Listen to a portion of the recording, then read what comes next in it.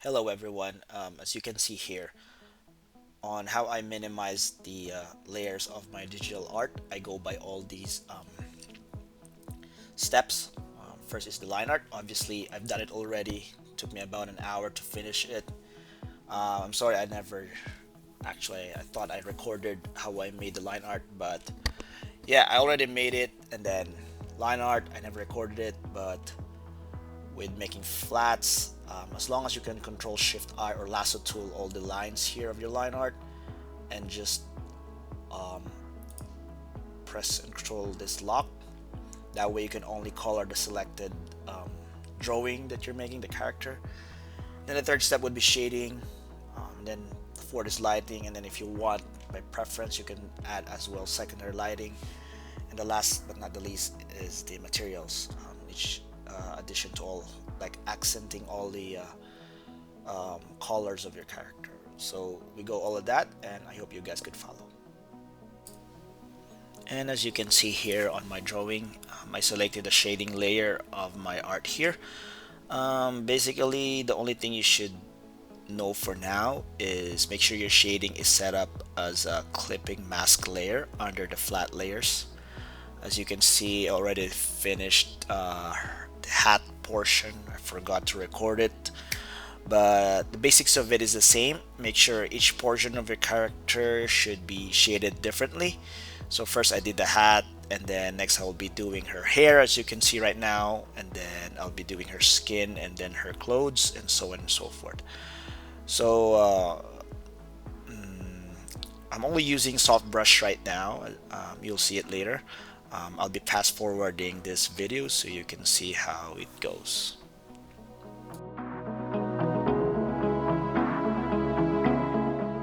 And as you can see, I'm done with the hair. Now I'm doing her skin. Her skin only shows for her face, a little portion of her neck area, and then her hands. So much of her characters, much of my character's skin is covered. So I'm only using lasso tool right now, selecting each piece just to make sure that it's just the skin, and then I'll be doing her clothes later on. But right now, like I said, I'm doing soft brush generally just to get a general feel of how it looks like if in contrast to where the light is coming from and then where the shadows gonna go. So I try to just imagine it with when two objects get close to each other, they call it ambient occlusion. So that's where, as you can see, that's where I'm putting my shading right now. On her ties and then on her cloak. I just try to imagine where the shading would go generally on those portions. So yeah, just hang on, and we'll be finishing this up pretty soon.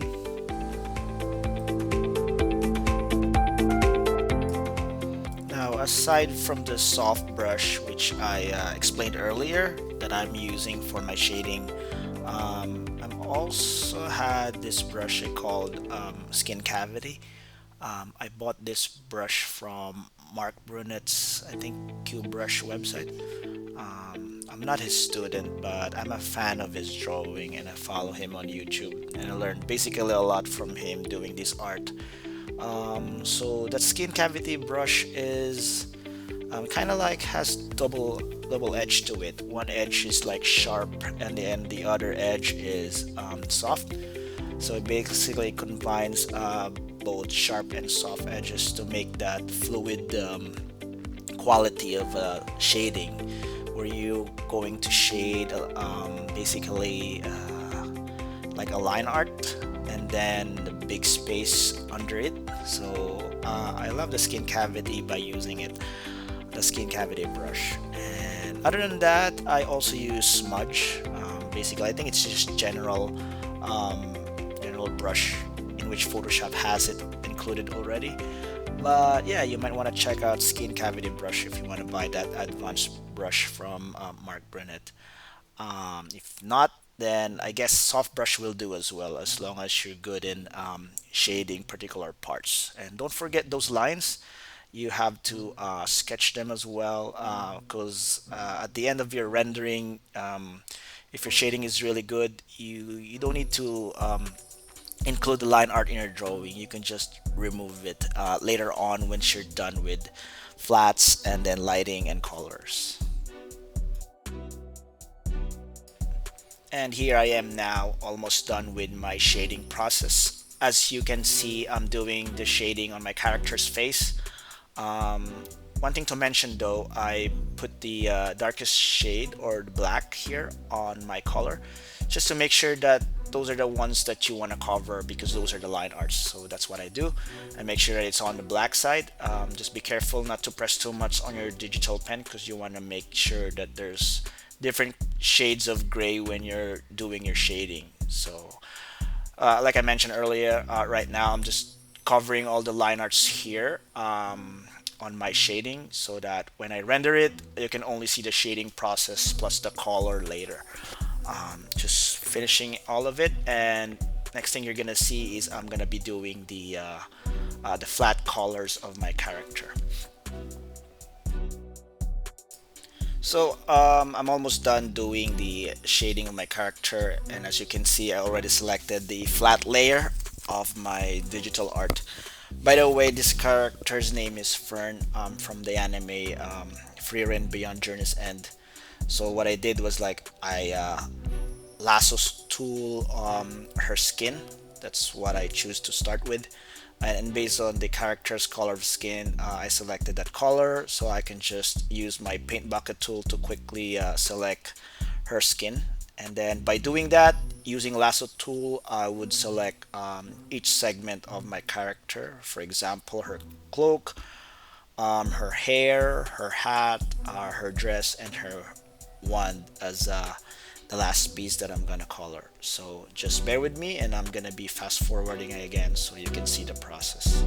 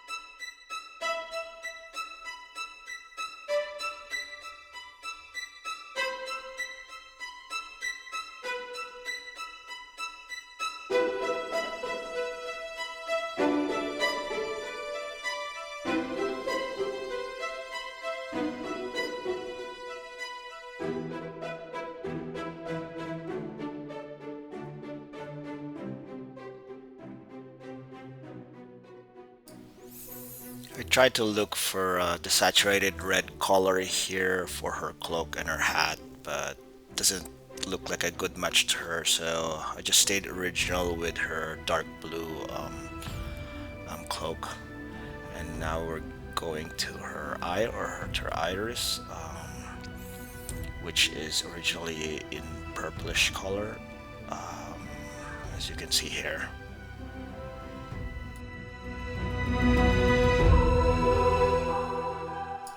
And still on her eye here and on flat layers, as you can see on the side of her eye, I added the orangey kind of color to her eyelid, as you can see on her eyes here. One thing to note though, for shading, make sure your shading is set as multiply, so it can blend well with your flats. And now we are on lighting layer here for my character. So it's still gonna be a clipping mask under your flat layers. Shading first and then the lighting. We are now on the lighting layer.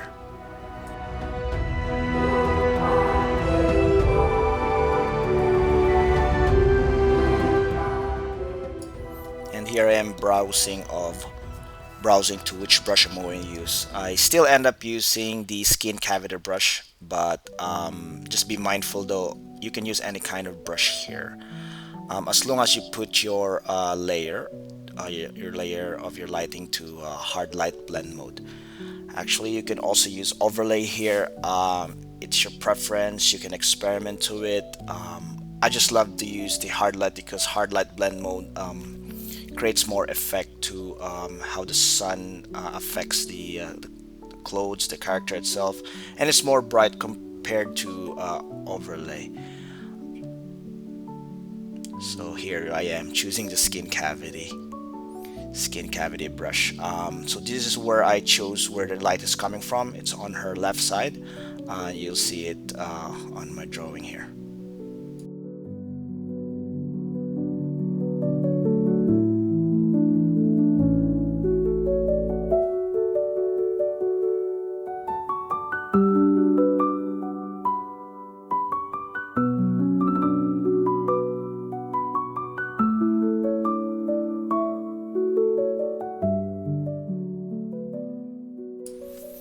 And as you can see here, I selected effects for my lighting layer.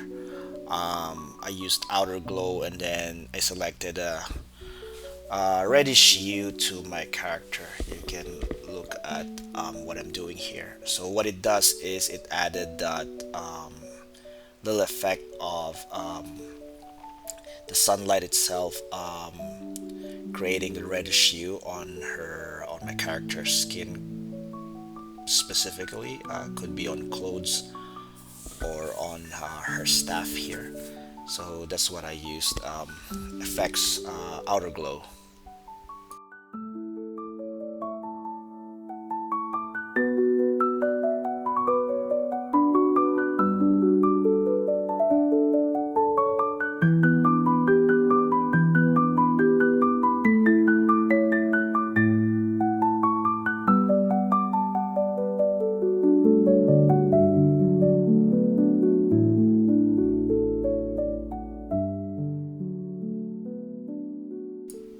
And this one is just optional actually.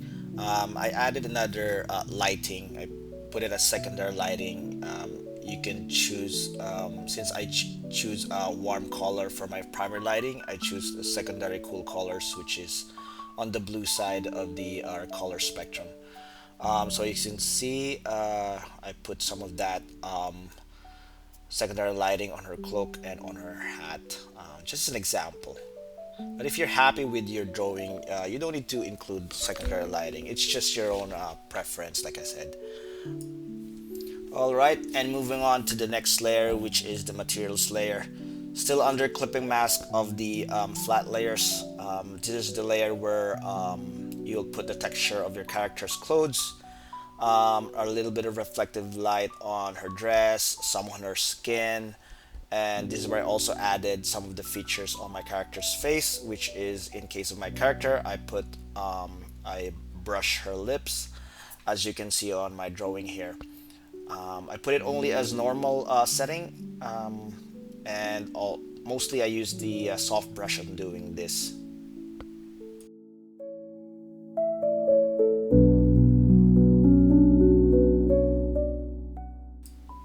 Now in this part, or in this section, is where a little trick which you could use as well to make the skin of your character more alive.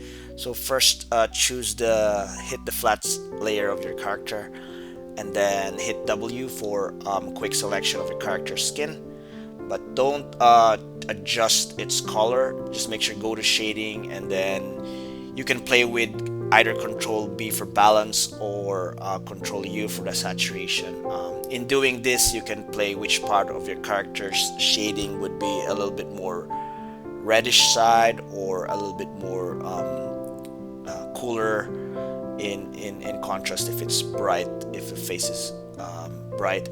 So in this case, I'm playing the hue and saturation, which part of her skin should be adjusted as bright. I'm trying to use blue, and then I go back to being red. I guess being reddish in color would make more justice to my character's face. As you can see, I'm playing the control bar right now of the hue or saturation color of my character.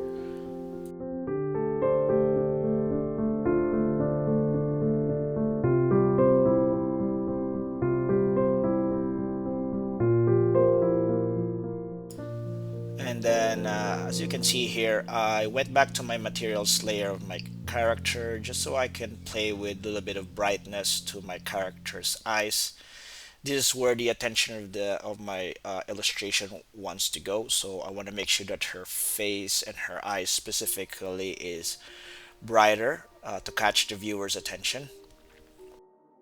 And I also put some of the light on her hair. I went back to lighting layers so I can put some of that on her hair. And I'm done with the illustration of Fern here. That's just the basic of how I did from line art to flats to shading to lighting and materials. But I feel like something is lacking since I put some lighting on the left side of the character. Might as well add the background itself. So I'm thinking of a sunset over the ocean horizon kind of thing. So I started with drawing bright, less saturated yellow, and then mix it with orange and red using soft brush. And as you can see here, I might as well fast forward it so you can see how it goes.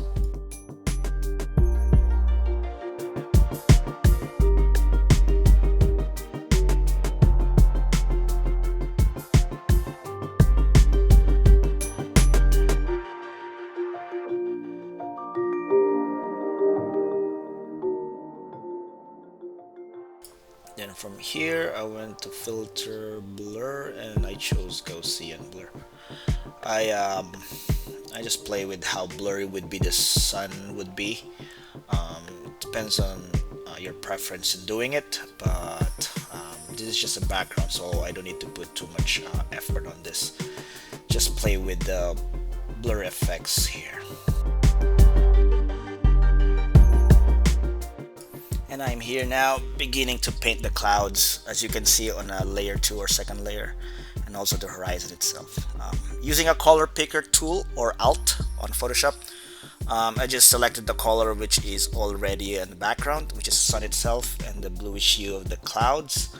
And you know, this will make an illusion that the clouds or the sun is reflecting its light to the clouds. You know, the edges of the clouds has to have a little bit of a bright yellow sun color to it, as you can see. And then if it's behind, then you'll see the clouds has to have those little gray ones or the saturated colors of the sky or the clouds itself, as you can see on my drawing here. Then painting on the horizon, make sure that if you're close to the ocean, you know, it has to be brighter yellow. If you're farther to the ocean, basically it's just to be blue, as you can see here. And painting the waves here, it will reflect some of the lights, so make sure you don't forget about painting a little bit of yellowish at the edge of the wave. And if you're having a hard time what color to pick, I suggest Google a painting of a sunset, which you can clearly have an idea of which color you can choose when drawing a sunset as a background. And here we are, done with the final rendered illustration of my drawing here of Fern over the ocean. As you can see here, this is the flat layers where everything hang on, from shading to materials. And if I'm happy enough, I could just merge it down towards flat, but I can skip it if I want to change it later on. So yeah, and this is the background that we've done earlier, as you can see there. Yeah, and this is the general picture that I make. And if you like the video, or at least learn something from me today, please don't forget to like and subscribe to my channel so that I can do and post more illustrations in the near future. So bye for now.